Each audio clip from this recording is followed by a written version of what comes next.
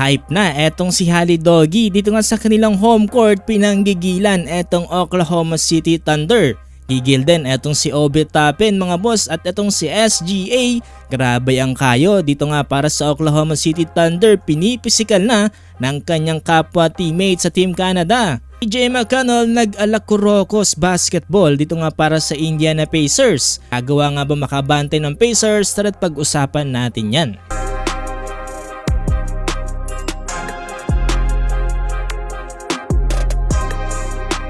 Ito na ang pinakahinihintay nating lahat mga boss, ang game number 3 dito nga sa pagitan ng Oklahoma City Thunder kontra nga dito sa Indiana Pacers. Home court advantage naman ngayon dito nga para sa Indiana Pacers at nasa tablang serye tayo ngayon sa standing na 1-1. Ito na kagad tayo sa first quarter, unang puntos ay nagmula sa big man ng OKC na si Chet Holmgren na sinundan ni Jalen Williams. Para naman dito sa Indiana Pacers, etong finals MVP na si Pascal Siakam ang talaga namang tumatrabaho dito nga para sa kanilang team.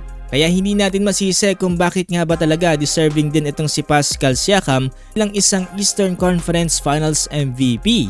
Muling sagot etong si Chet Holmgren para sa OKC mula sa kanyang dunk, tapos nasabayan pa yan ng pagpapasabit dito nga sa free throw line.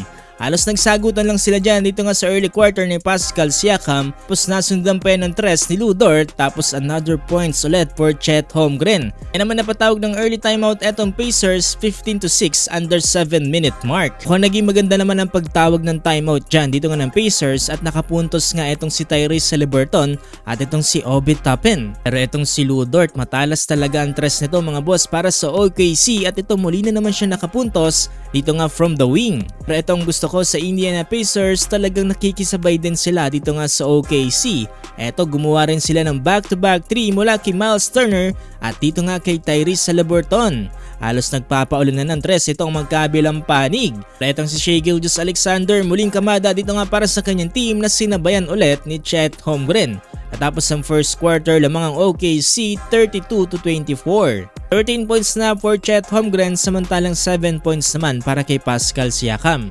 Dito sa simula ng second quarter, tila nga ba para naging si Kurokos basketball etong si TJ McConnell dahil nga sa mga napakagagandang assist na ginawa niya dito nga para sa Indiana Pacers. Itong si TJ McConnell din ang dahilan kung bakit nga dumikit ang score ng Pacers dito nga sa Oklahoma City Thunder. Dahil sa napakagandang effort na ginawa dyan ni TJ McConnell ay napatawag ng timeout etong Oklahoma City Thunder. Hype na nga rin etong si McConnell. Tapos sa naging timeout na yan ay muling nakapukol sa outside shooting etong Indiana Pacers. Syempre hindi magpapatalo etong OKC. 3 tres ang binalik nila dito nga sa isang tres na ginawa ng Pacers.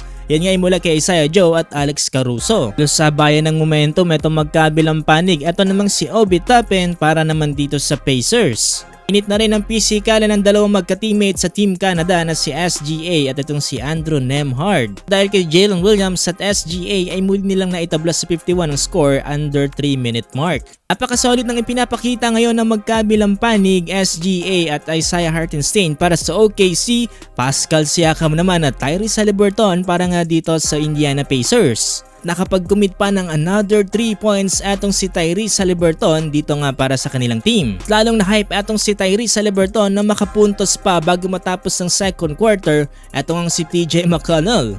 Tapos ng first half 64-60 lamang ng 4 na puntos etong Indiana Pacers. 13 points for Pascal Siakam at 12 points for Tyrese Haliburton. 15 points for Chet Holmgren, samantalang 12 points naman for SGA. So tignan natin mga boss kung magagawa nga bang makabante ng Pacers dito nga sa kanilang home court. Kung gusto nyo pa ng more basketball updates ng NBA Finals ay huwag nyo kakalimutang i-follow itong ating page.